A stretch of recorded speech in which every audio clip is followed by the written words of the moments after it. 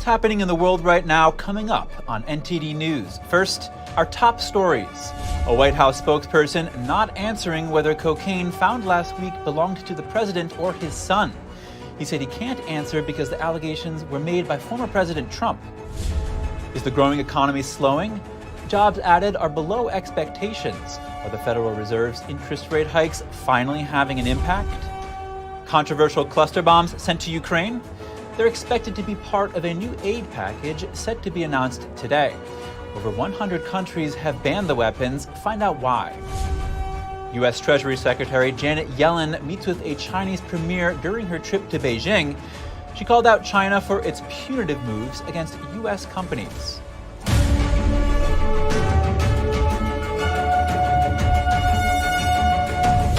Welcome to NTD News Today. I'm Chris Beers. Our top news: a Biden administration spokesperson invoking the Hatch Act after being asked about cocaine found at the White House. Some are now wondering how the law is connected to the situation and why the spokesperson avoided the question. Former President Trump and others have said that cocaine found at the White House might belong to President Biden or his son. On Thursday, a reporter asked White House Deputy Press Secretary Andrew Bates if that's true, to which he responded, I don't have a response to that because we have to be careful about the Hatch Act. Encyclopedia Britannica describes the Hatch Act, saying its main provision provides civil service employees in the executive branch of the federal government, except the president and vice president, from engaging in some forms of political activity. Conservative communicator Steve Guest responded to the audio, saying, odd that Bates pivots to the Hatch Act and doesn't deny the question. Attorney Bradley P. Moss told Fox News, I could envision other legitimate bases for declining to respond, such as respecting the integrity of the ongoing investigation, but references to the Hatch Act seem misplaced. The outlet asked Bates to clarify why he referred to the Hatch Act. He responded saying that Trump's comments about the Bidens were a direct comment from a declared candidate. Meanwhile, former Secret Service agent Bobby McDonald told the Ingraham Angle that the Secret Service might know who the culprit is, that he doesn't agree that the West Wing of the White House is a highly visited area. It may be on a Monday through Friday, although I don't think that it's very highly traversed over a holiday weekend. So my guess is that the Secret Service has a fairly good idea of who may be involved in this situation. They definitely have an idea of who was on the campus that weekend. The White House on Thursday said that the Secret Service is working on the investigation to find the owner of the drugs.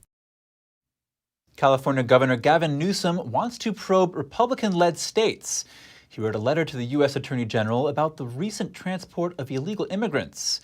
Over the past year, illegal immigrants have been transported from Texas to Massachusetts and California in initiatives funded by Florida. In the letter, Newsom says this was under false pretenses. He asks the DOJ to open criminal and civil investigations into the matter. Last September, Florida Governor Ron DeSantis transported around 50 illegal immigrants from San Antonio to Martha's Vineyard, and in June, Florida sent 2 flights carrying illegal immigrants to Sacramento. DeSantis defended these flights, arguing that sanctuary jurisdictions like California share the blame for the illegal immigration crisis. He has also criticized the lack of federal action. A report from the Inspector General of the Department of Homeland Security reveals a series of critical errors resulting in the release of a suspected terrorist. I dove into the details with Todd Bensman, Senior National Security Fellow at the Center for Immigration Studies. Todd Bensman, thank you for joining us. Good to be here. Todd, a suspected terrorist almost made it into our country because the southern border is overwhelmed. Break down what happened. Well, the Department of Homeland Security's Office of Inspector General has just released the results of an investigation they did into the premature release of an immigrant who crossed at Yuma, Arizona, who was on the FBI's terrorism watch list last year. What it found was that Border Patrol was too overwhelmed with mass migration to do the routine counterterrorism work that they're supposed to do. And had they just been in a normal place where regular numbers of people were coming through, this guy never would have gotten free. But instead, he found himself released with hundreds of thousands of others into the American interior on these kind of pinky finger agreements to voluntarily report in the interior later. And he's on an airplane. He flew to Florida, and then only then did they figure out that he was on the FBI terror watch list as a positive. And this set off this urgent manhunt to go find him. And finally, they did track him down.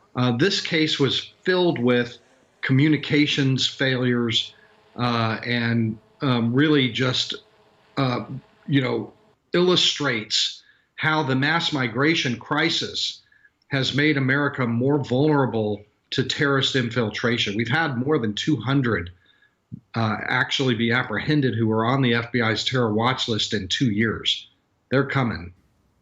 Now, Todd, the DHS has said that OIS has sensationalized this report.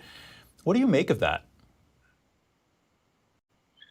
Well, you don't need to sensationalize anything. The facts in the report are sensational enough.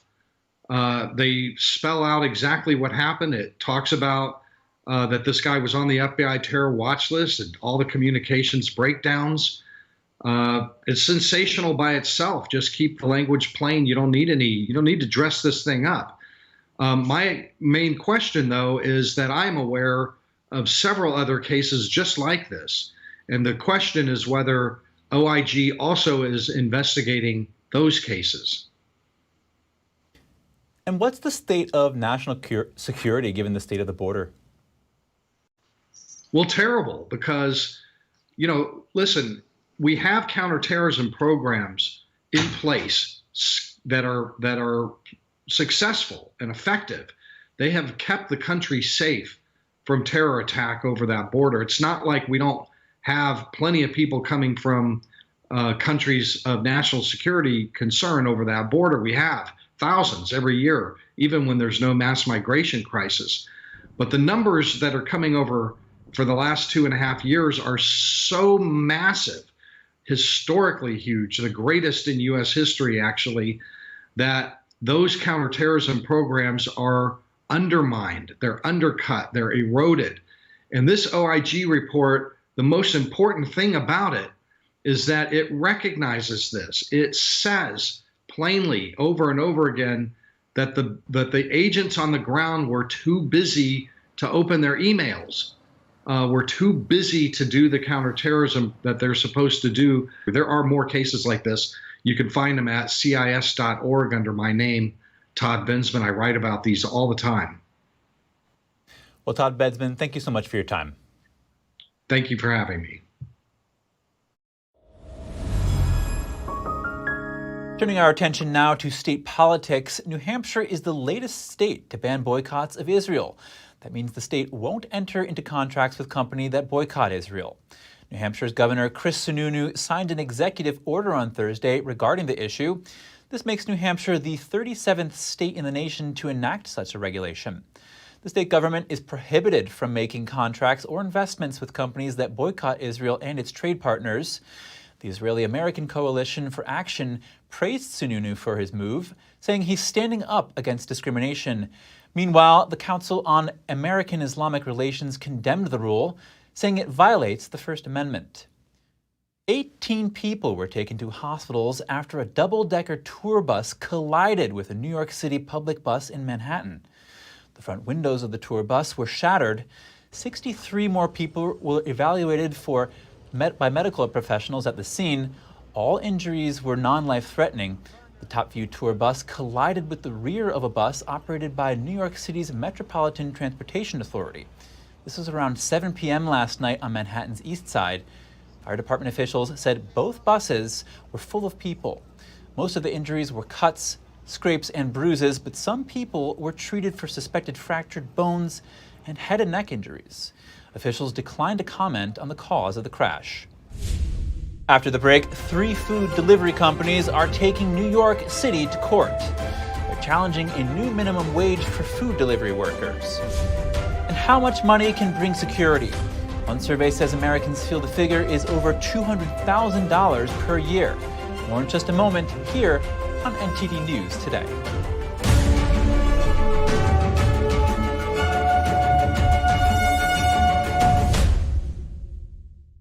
Did you know ESG is impacting every part of your life? From rising gas prices to global food shortages to out-of-control inflation, even losing your freedom of speech and being censored on the internet. It's all being driven by ESG ideology. Who's in control? What can you do about it? Find out in The Shadow State, the first documentary exposing ESG. The ESG movement of governments and corporations operates in the shadows. Only the light of truth can expose it. Watch The Shadow State documentary, streaming now.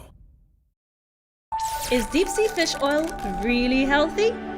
Due to pollution in the oceans, most fish contain heavy metal elements and radioactive substances. That's why it's so important to choose a pure source of omega-3. Puritang green vegetable omega-3 is made from purslane and perilla seeds, which are rich in nutrients and minerals, especially vitamins A, D, E, calcium, and iron. With natural processing and no harmful chemical additives, it has more than 90% concentration of omegas 3, 6, 7, and 9. It effectively improves brain power and is beneficial to the heart's health. Puritang omega-3 does not smell of fish and contains no pollutants, so both adults and children can safely and easily consume it over a long period of time. Puritang green vegetable omega-3, greener, healthier, and more effective. Visit puritang.com to learn more. The homeless problem is getting worse, it's not getting better. Crime is getting worse, it's not getting better. Regulations are getting worse, it's not getting better. People are bailing on California in record numbers. Showing more than half of Californians are considering moving. It might be harder to find a U-Haul than to find your next home. The exodus of people moving out of California is not new. No sane person would want to leave California if they could make it here. For the first time ever, people are leaving. In 2020, California lost 650,000 people. Several high-profile companies have moved their headquarters. This place is going to sink. Watch, they already have high taxes. Our problems are man-made. All you have to do is pay attention. It's the money that's doing the talking, the California legislature. It can't go on forever like this. There's a lot of people that you would be surprised by their stories.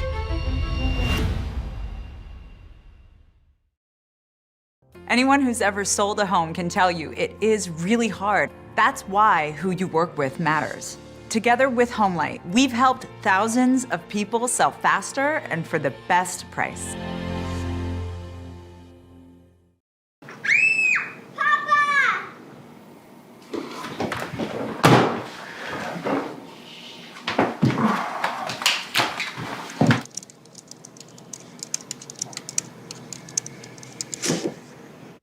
Welcome back. The U.S. economy adds 209,000 jobs in June.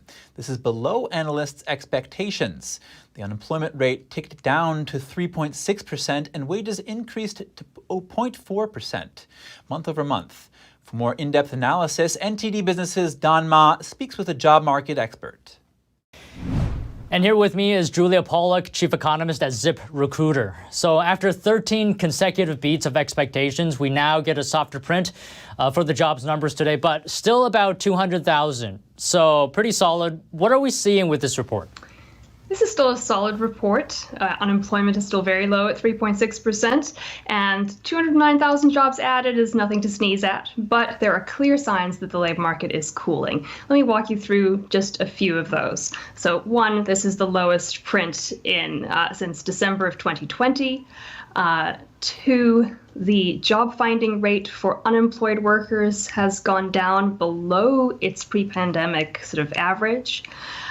Three, temporary help services employment keeps falling. That is usually a leading economic indicator and something to watch. We also saw a big increase in the number of workers working part-time for economic reasons because their hours were cut or because they couldn't find full-time work. That's another sign of sort of softening demand for labor. And lastly, the unemployment rate for Black workers rose to 6%. Now, that's a very noisy series. It could just be statistical noise. But we do know that when labor market conditions soften, it is typically underrepresented workers who get hit first. Do you think the Federal Reserve's interest rate hikes are finally having an impact on the labor market?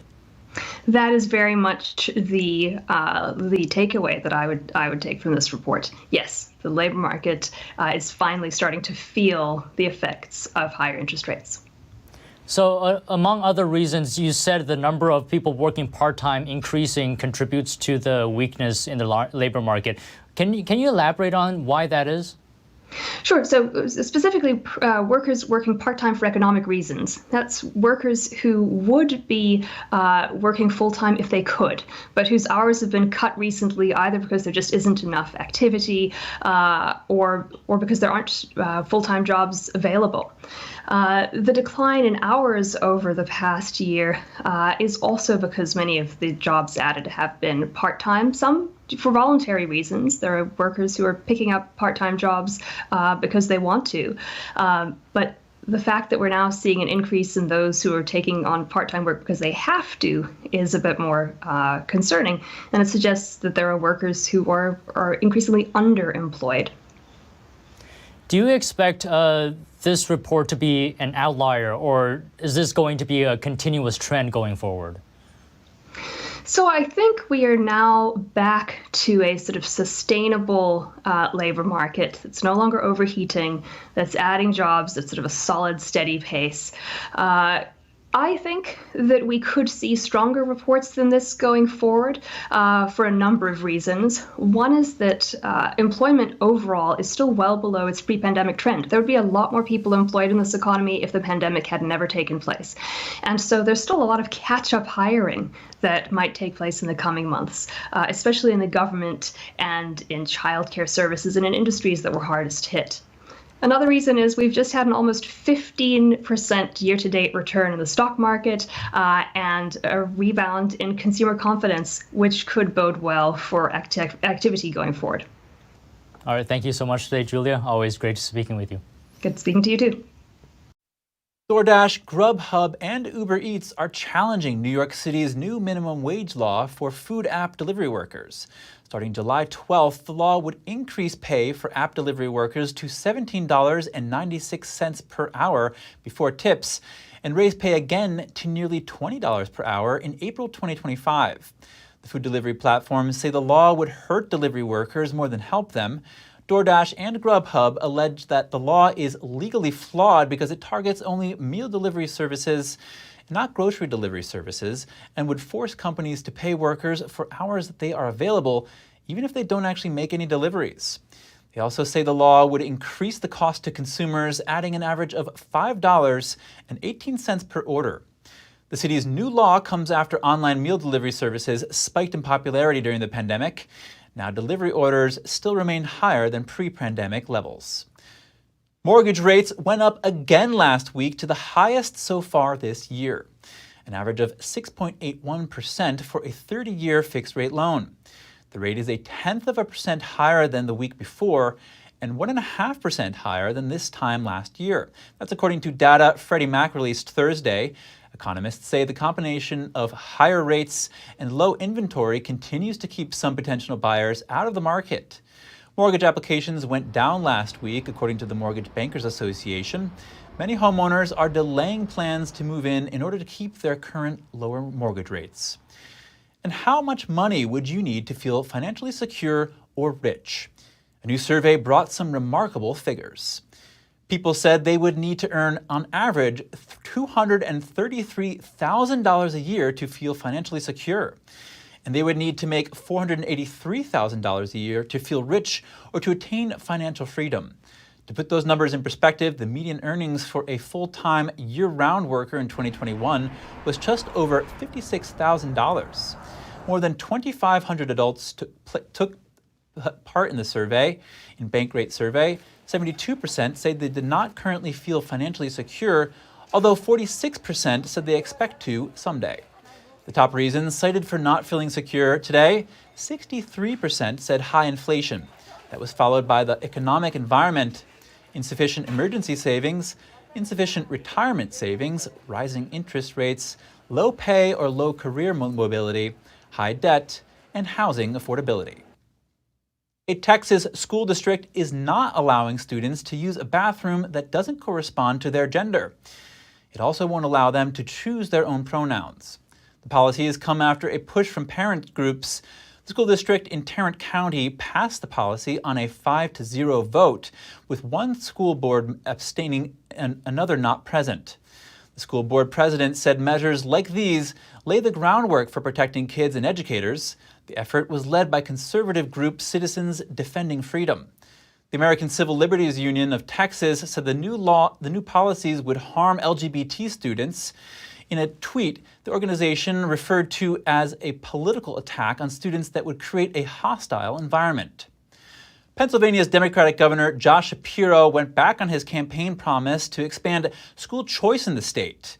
Democrats and Republicans couldn't agree on the program during budget talks, and Shapiro sided with his party. We spoke with school choice advocate Walter Blanks Jr. to get his take on the move. Walter Blanks Jr., thank you so much for joining us. Thank you so much for having me. I appreciate it. Walter, Pennsylvania Democrat Governor Josh Shapiro just went back on his commitment to fund school choice in the state. What does that mean for families there?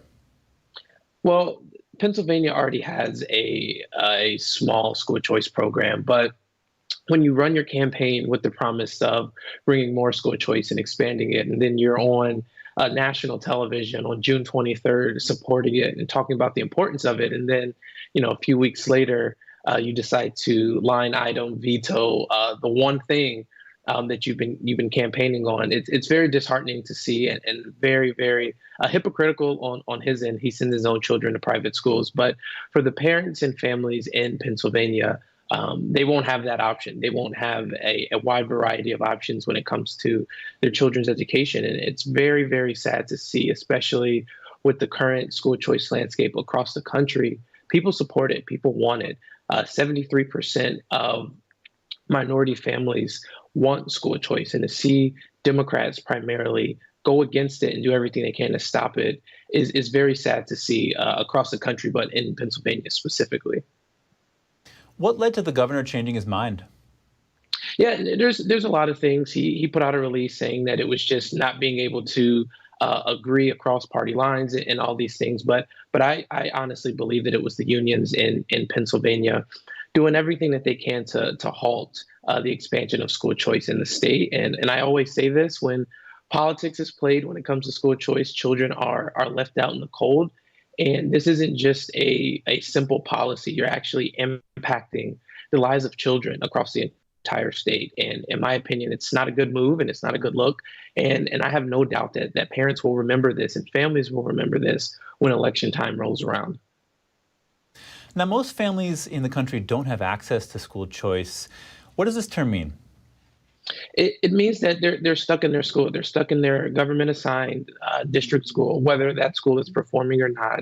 And that's why school choice is so important. If a parent doesn't like where their kid is for a multitude of reasons, right? That kid could be bullied. There could be things being taught in the school that the parents don't like. School choice allows that parent to pull their child out and put them in a school that best fits their needs, right? We're already spending all of this money, billions of dollars, to educate children. If they're not being educated, they should be able to go to a place where they can be educated. And at the end of the day, I trust parents to make the best call for their children, not the government. Yeah, parents certainly have the most at stake. How do you think the debate over school choice will play out in our country in the long term? Yeah, well, we've been seeing a lot of conversations around school choice over the past 3 years because of the pandemic. And even just this year, 8 states have passed universal school choice programs. And Ohio, which is where I grew up, is the latest to join the Universal Party. And so over the next 2 years, especially with the presidential election coming up next year, I anticipate a lot of conversations around school choice. And look, Shapiro, I believe that he saw the polls when he was running. He saw the support for it and said he was going to do it. And now that he got elected, he decided to go back on it. But with elections coming up and sessions starting at the end of this year, I expect education and primarily school choice to be the top conversation around the country because parents want answers. We've seen the national report card come out just about a month ago, and the results are abysmal. Right, we've gone back to numbers when the country first started doing the national assessment. And so numbers are down, public school enrollment is down, and parents want something better. And so legislators and policymakers better jump on the train or they'll lose their seat. We've seen a lot of states, like Iowa is a great example, where Republicans lost their seats because they didn't support school choice. And with the massive support across the country, I anticipate politicians who don't support it losing their seats in the future. Well, Walter Blanks Jr., spokesman for the American Federation for Children, thank you very much. Thank you so much for having me. Threads had quite the first 24 hours. According to Meta, the new social media site had more than 50 million signups since launching Wednesday. Threads also drew scrutiny from Twitter, a direct competitor.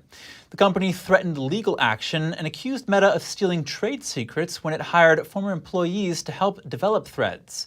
Meta said no one on Threads' engineering team used to work at Twitter. The State Department is grappling with an unprecedented surge in passport demand as international travel resumes.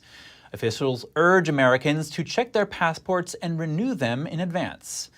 The State Department issued a record-breaking nearly 22 million passports last fiscal year, and projections indicate that this fiscal year will surpass that. The surge in demand had resulted in approximately 400,000 passport applications per week. Travelers can expect to wait 10 to 13 weeks for routine passport processing and 7 to 9 weeks for expedited processing. Before the pandemic, routine processing typically took 6 to 8 weeks, while expedited processing took 2 to 3 weeks. CNN reports that Americans with summer travel plans should not expect passport processing times to return to pre-pandemic levels until the end of the year. Still to come, it's better to have tough conversations with China than no talks at all. New Zealand's Prime Minister said that's their approach to Beijing. And a North Korean soccer star who played internationally has been missing for over 2 years. We'll have the details soon when we return.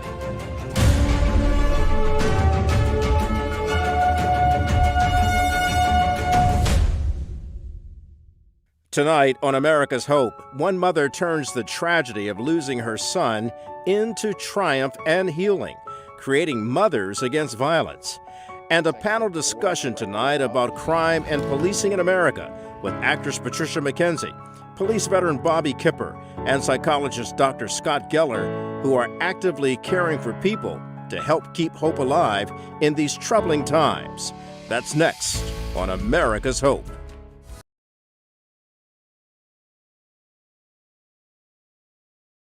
On the new episode of International Reporters Roundtable, Earth's waterways, disputed territories. Where are the greatest pressure points and who's claiming control? How essential are they today in the space age to the movements and survival of nations?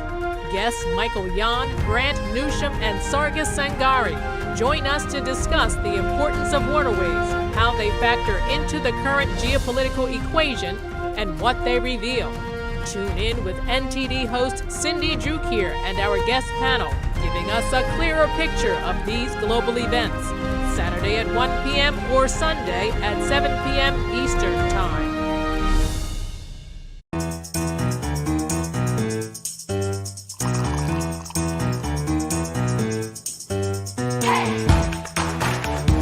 Good morning. I'm Evelyn Lee. And I'm Kevin Hogan. The stories that need to be told, the voices that need to be heard, the truth that you need to see. Get unbiased and in-depth news. Don't miss a beat. I'm Stephanie Cox. At NTD, we're here for you. Welcome back. U.S. Treasury Secretary Janet Yellen shook hands with Chinese Premier Li Qiang today on a visit to Beijing. She addressed her concerns about some of China's economic policies, including China's use of non-market tools like expanded subsidies for its state-owned enterprises and domestic firms, as well as barriers to market access for foreign firms. I've been particularly troubled by punitive actions that have been taken against U.S. firms in recent months. Yellen criticized Beijing's new export controls on minerals key to making semiconductors, but she noted Washington seeks a healthy competition with Beijing instead of a total decoupling. Her trip aims to stabilize the fraught ties between the two powers. U.S.-China relations have sunk to their lowest point in decades, especially after the spy balloon incident in February. Yellen's trip follows Secretary of State Antony Blinken's meeting with Chinese leader Xi Jinping. The Treasury Department said Yellen won't meet with Xi, and no breakthroughs are expected on major disputes. New Zealand is reaffirming its stance on China. The country's prime minister said it would continue to engage with its largest trading partner, although dialogue could prove difficult. A strong, mature, and complex relationship means that we will have those tough conversations, just as I also raised areas of disagreement with the Chinese leadership when I was in Beijing last week. But I think it's better to be having those conversations than not. Hipkins said New Zealand and China hold different views on democratic values and human rights issues, but he stressed that the road to engagement is both open and honest. New Zealand is a key U.S. ally in the Five Eyes intelligence sharing alliance, but the country has been seen as a moderate or even absent voice on Beijing. In this regard, Hipkins said his country's independent foreign policy doesn't mean a neutral stance, and New Zealand will make decisions based on its own national interests. North Korean soccer star Han Kwang-song once made his name as the first person from his country to score in one of the 5 major European leagues. He made a surprising move to the Italian giants Juventus, but that promising career was cut short when UN sanctions called to repatriate all North Korean workers. Han disappeared from the public eye, leaving fans wondering about his whereabouts. Now his former coach and teammate are sharing about their former member's life and work with the team. He became known as the Little North Korean. Bursting into the soccer world in 2017, Pyongyang-born striker Han Kwang-song impressed teammates and coaches, rising to the heady heights of Italian giant Juventus, aged just 21. Then he vanished, his whereabouts still unknown. He's losing the best years of his career. Max Canzi, then the under-19 coach for Italian club Cagliari, was asked to assess Han at the start of his career. He was very fast and he took very fast decisions, and he was very, very good in controlling the ball, shooting with both feet, and he was a very good talent, very good talent. Signing him was a challenge, navigating UN sanctions ordering member states to repatriate all North Korean workers following a North Korean nuclear test in 2017. Han joined Cagliari as an academy player. Just 2 months later, he was playing in Serie A, the top division of the Italian soccer league. Sinceramente è il primo gol in Serie A. Voglio bene. Qui la gente è ospitale, vivo lontano dalla famiglia, però mi sento come a casa. A blockbuster $3.7 million transfer to Juventus followed, then a $4.6 million contract to Al Duhail in Qatar, his last sporting move. Winning the Qatar Stars League trophy in August 2020, this was the last time he was seen in public. Months later, a UN document showed Han had been deported in line with sanctions, boarding a Qatar Airways flight from Doha to Rome in January 2021. It is here that the trail goes cold. North Korea's borders are still shut due to COVID-19, making repatriation impossible. For Han, one of his former teammates says the tragedy is a promising career cut short. You're dedicating your whole life to that, and it gets taken away from you because of political reasons. Pennington says Han was well liked and fit in easily, but was always accompanied by an Italian man he called security. More likely he was his minder, a common way Pyongyang monitors its own when overseas. Anytime Pennington asked about North Korea, he says the conversation ended abruptly. He would just say, yeah, good, and that's it, nothing else. Han was once a success story of North Korea's sporting aspirations. Only 24 years old, the young striker could now be a victim of its nuclear ambitions. And if you have any news tips or feedback for the show, don't hesitate to email us at news.today@ntd.com. When we return, the Australian Chancellor said Europe's asylum system has fallen apart. He called for cooperation at a summit with Hungary and Serbia. And a glimpse into Ukraine's technology arms race with Russia.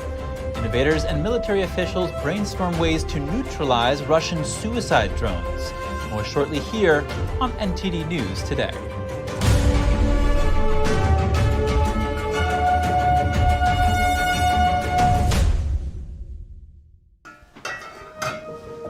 Hey, I told you enough of that.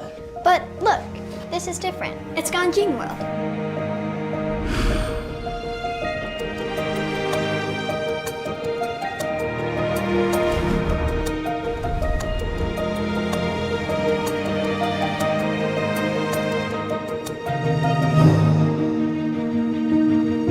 Ganjin World. Family-friendly entertainment.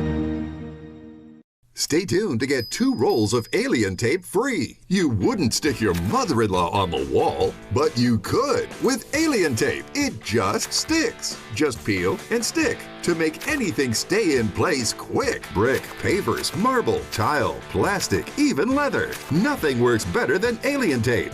You wouldn't stick your fishbowl on a moving car, but you could with alien tape. The secret is nano-stick technology that grabs and locks on to secure one side of the surface to the other. Alien tape secures in seconds, then twist, pull, and rinse to reuse. Call or go online to get your first roll of alien tape for just $19.99, plus shipping and processing. But to make this deal really stick, we'll give you 2 more rolls absolutely free. You get 3 rolls of alien tape for one low price. Order now.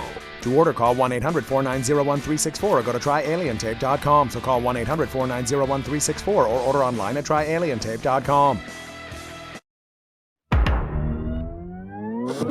Tired of scrolling Netflix? Trying to find something that's worth watching? Want to skip the censorship in mainstream media? Well, now you can with Epic TV. New exclusive content every day with over 100 never-before-seen movies, films, and documentaries. Available and streaming now at your fingertips. For a limited time now, you can get 60% off Epic TV by subscribing or upgrading to a yearly plan. Plus, get an additional $10 credit to rent featured movies on Epic Cinema today.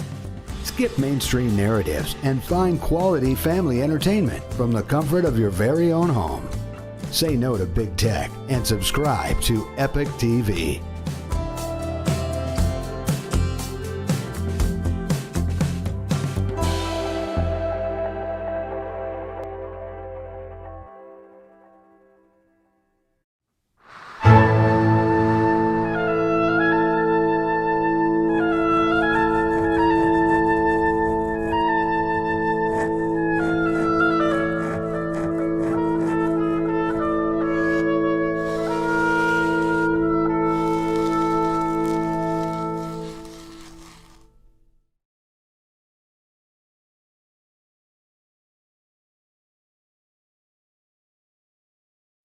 Welcome back, everyone. Leaders of Austria, Hungary, and Serbia were in Vienna for the 3rd Trilateral Migration Summit. High on the meeting agenda is the fight against illegal immigration. We have to realize that the asylum system of the European Union is broken, that it does not work. That's why it's important to work well together bilaterally. Austria's chancellor said although his country's economy needs migration, it must be regulated. The Serbian president said his country is planning to work more with North Macedonia on border crossing issues. Both countries are major migration paths into the EU. The U.S. is expected to announce a new military aid package for Ukraine today. It's said to include a controversial weapon called cluster bombs. The smaller bombs the weapon disperses don't always explode and create risks for civilians years after a conflict. NTD's Jeremy Sandberg has more on the move. A Pentagon spokesman said Thursday the Biden administration was considering sending cluster munitions to Ukraine, but only those with a reduced failure rate. And the ones that we are considering providing would not include older variants with dud rates that are higher than 2.35%.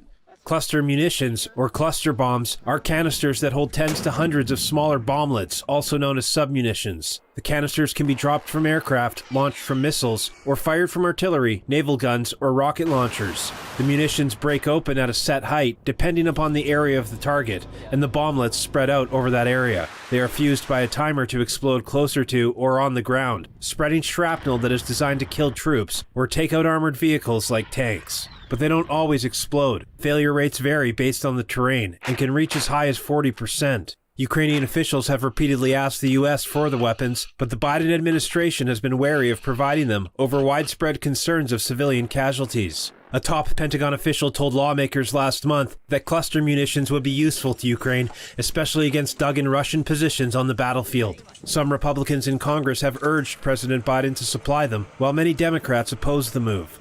Human Rights Watch said in a report Thursday that both Russian and Ukrainian forces have used cluster munitions that have killed Ukrainian civilians. It's calling on both Russia and Ukraine to stop using the weapons and urging the U.S. not to supply them. The international advocacy group says Ukraine fired cluster munition rockets into Russian-controlled areas in and around the eastern Ukrainian city of Izium last year, killing at least 8 civilians and wounding 15 others. It cited interviews with over 100 residents, witnesses, and local emergency personnel. Ukraine denies having used the weapon. Over 120 countries signed an international treaty banning the weapons in 2008. Russia, Ukraine, and the U.S. have all declined to sign the treaty. Jeremy Sandberg, NTD News. In a basement in downtown Kyiv last month, engineers and innovators met with senior military officials. The gathering was intended to brainstorm ways to better neutralize the Russian suicide drones that still devastate Ukrainian cities. NTD's Andrew Thomas has more on the mission. It was a rare up-close glimpse into Ukraine's technology arms race with Russia. A public-private partnership is pumping out thousands of combat drones in a booming wartime industry. The war today is technological, with changes in technology and on the battlefield happening every day. New unmanned aerial vehicles appear, as well as innovations in their practical use. Teams of experts presented the best drone tech to combat Russia's Iranian drones called Shaheds. The Ukrainian drones can shoot at the Shaheds or interfere with their electric signals. We remember very well last year when attacks on our energy and critical infrastructure objects began. We want to prepare for the next heating season, for the next winter, to respond to these challenges. The West has supplied sophisticated air defense systems to counter missile attacks, but using a multi-million-dollar missile to take down a $50,000 drone is far from cost-effective. In May alone, there were more than 300 drones targeting Ukraine.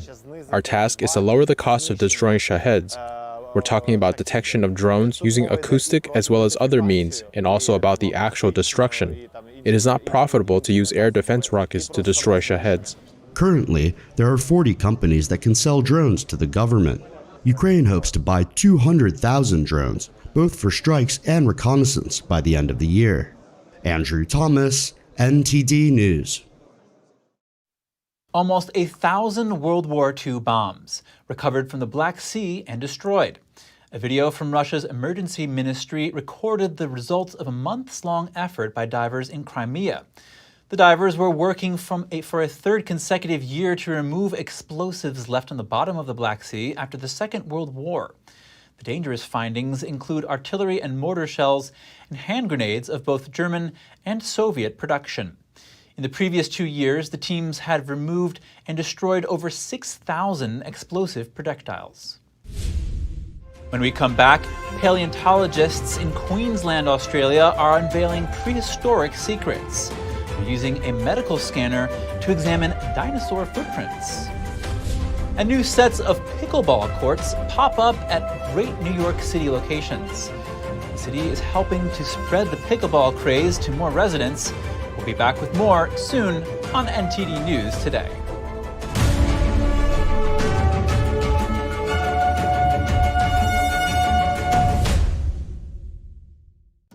Say goodbye to harsh, bitter coffee and hello to a delicious, smooth brew. With specialty quality beans, expertly roasted in-house, you'll taste the difference with every sip. Fermented with with a blend of 50 enzymes. Days Coffee delivers a rich brew like no other. Made with the highest grade specialty beans available, you're sure to taste the difference.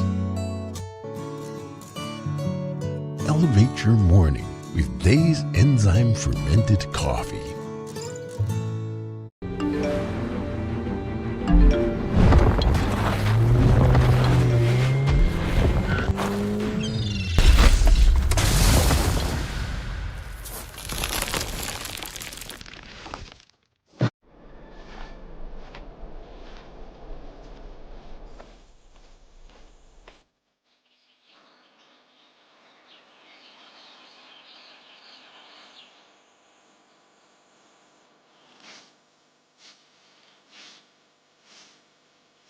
One in 5 children worldwide are faced with the reality of living without food. No family dinners, no special treats, no full bellies. All around the world, parents are struggling to feed their children.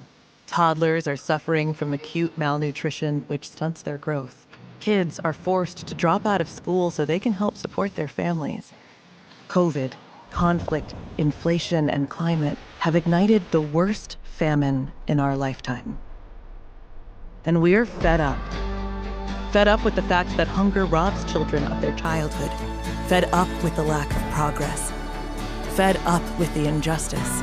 Help us brighten the lives of children all over the world by visiting getfedupnow.org. For as little as $10 a month, you can join Save the Children as we support children and families in desperate need of our help. Now is the time to get fed up and give back. When you join the cause, your $10 monthly donation can help communities in need of life-saving treatments and nutrients. Prevent children from dropping out of school. Support our work with communities and governments to help children go from short-term surviving to long-term thriving. And now, thanks to special government grants, every dollar you give before December 31st can multiply up to 10 times the impact. That means more food, water, medicine, and help for kids around the world. You'll also receive a free tote bag to share your support for children in need. Childhood without food is unimaginable. Get fed up. Call us now or visit getfedupnow.org today. Thanks for staying with us. All the people who were trapped in Quito's highlands after a cable car malfunction have been rescued. That's according to a statement from the municipality of the capital of Ecuador. The statement said authorities rescued 27 people suspended in the gondolas when service was down, and 47 were stranded on top of the mountain. The mayor of Quito ordered cable car operators to stop until investigations have been carried out. Firefighters were alerted around 4 p.m. Thursday local time. They started rescue efforts in the highlands shortly after. Paleontologists in Queensland, Australia, are using a medical scanner to examine dinosaur footprints. NTD's Andrew Thomas has the details on their study of a remote area in the Australian outback. This remote area is more than 900 miles away from Brisbane.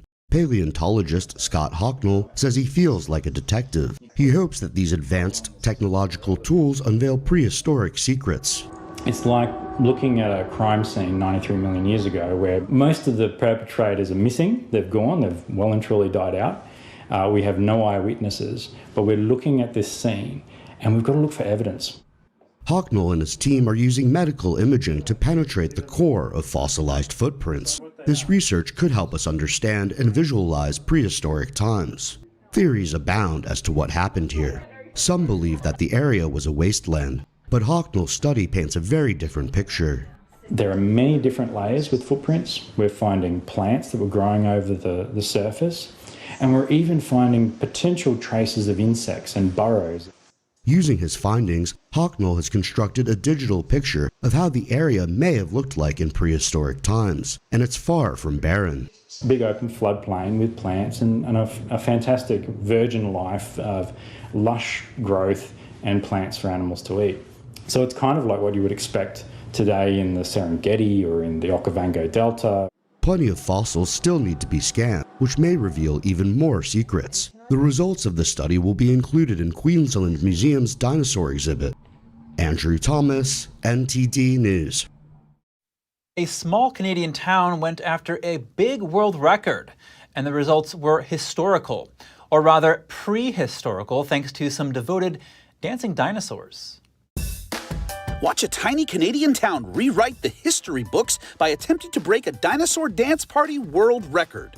The town of Dundurn, Saskatchewan only has a population of about 700 people, but Jurassic times call for Jurassic measures. So organizers used social media to spread the word, and it worked. Folks came from far and wide, and the community was transformed into a pre-hysterical party, a velocirapturous rave of dancing dinos. Considering Guinness has the current record for dressed as dino gatherings at 252 people, the Dundurn Dino attempt didn't just triceratop the previous record, it Tyrannosaurus wrecked it, with a reported event headcount of 1,163 inflatable costumes. Now, as Guinness works to confirm the Dynamite feat, these Dundurnosaurs play the waiting game. Removing caffeine's psychoactive effects from your life can lead to several notable benefits. Here's NTD's Gina Marie with Strong Mind and Body.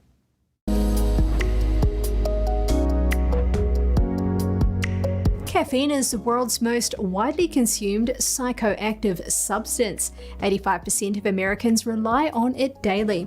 However, there are benefits from going without. Drinking less coffee may help to reduce anxiety, reduce headaches, and improve sleep quality. Let's look a little more closely at sleep. According to the American Academy of Sleep Medicine, caffeine stays in your system for an extended period. To be specific, caffeine has a half-life of up to 5 hours. A chemical's half-life is how long it takes a dose of it to be reduced by half in your body. Say you consume 100 milligrams of caffeine, that's roughly 1 cup of coffee. After 5 hours, you'll still have 50 milligrams of caffeine in your system. It will take another 5 hours to reach 25 milligrams. This means that afternoon pick-me-up could still be affecting you by bedtime that evening. Eliminating caffeine from your diet means you'll likely fall asleep more easily. It also means you'll stay asleep longer, which should help to improve energy and productivity throughout your day. Next, let's look at anxiety. Caffeine is a stimulant that can cause an increase in anxiety and jitteriness. Reducing your intake or quitting caffeine entirely could reduce your likelihood of experiencing these symptoms. It can also help you to feel calmer and more relaxed. A research study was conducted with college-age participants. It found that caffeine intake was associated with depressive symptoms and high levels of anxiety. A review from the National Institutes of Health concluded that caffeine can cause anxiety symptoms in normal individuals, especially in those who have pre-existing anxiety disorders. And finally, let's look at high blood pressure and other diseases. Caffeine can have a negative effect on your health, especially when used in large amounts. Dr. Francisco Lopez Jimenez is a cardiologist at the Mayo Clinic. He said in a statement that caffeine may cause a short but dramatic increase in your blood pressure, even if you don't have high blood pressure. High levels of caffeine can cause cardiac issues, including heart palpitations. It even increases the risk of heart disease. Evidence shows a strong link between high caffeine intake and headaches due to how it can make blood vessels in the brain swell. Dr. Theodore Strange is the chair of medicine at Staten Island University Hospital. He gave his recommendation for how much we should be drinking. He said that about 4 cups of coffee per day is probably safe, but more than this can cause the jitters and insomnia. He also added that coffee could have effects on one's health, especially if someone also has heart disease or is on medications that may exacerbate effects of caffeine. Eliminating coffee from your diet can help to reduce your risk of these health problems and promote overall better health. We all know that exercising is important to keeping the body healthy, but without adequate sleep, you might not be seeing all the benefits. That's according to a new study. British researchers looked at people's exercise habits and the amount of sleep they got on average over a decade.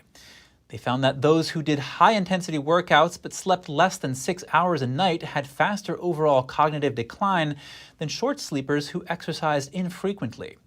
In general, people who had higher levels of physical activity and slept between 6 and 8 hours per night had better cognitive function as they aged.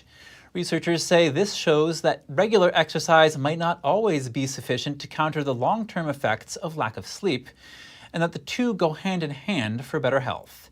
If you're looking to increase your sleep, keep your bedroom cool and dark, Avoid caffeine in the afternoon and try to stick to a sleep schedule. The pickleball craze is picking up in the big city. New York has brand new pickleball courts in prime locations. Proper courts were previously hard to find.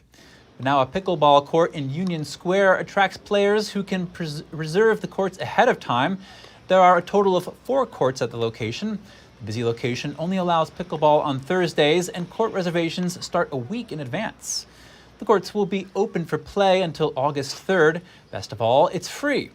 Central Park has 14 courts set up inside New York's landmark Woolman Rink ice skating rink. These courts are open 7 days a week, starting in April and going through October. The courts vary per activity. USA Pickleball says the sport was invented in 1965. It started when a badminton court and net was combined with a tennis table racket and plastic ball with holes in it. Thank you for tuning in today. I'm Chris Beers.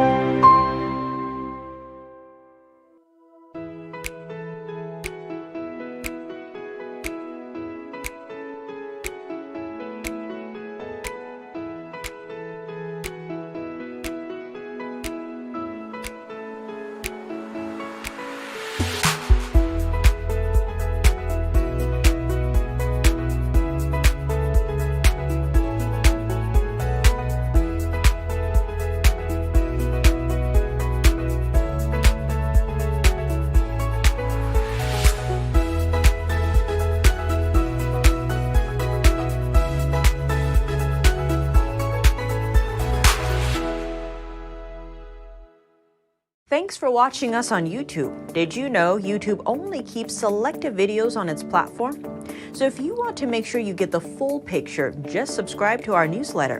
Go to newsletter.ntd.com and sign up. It's free.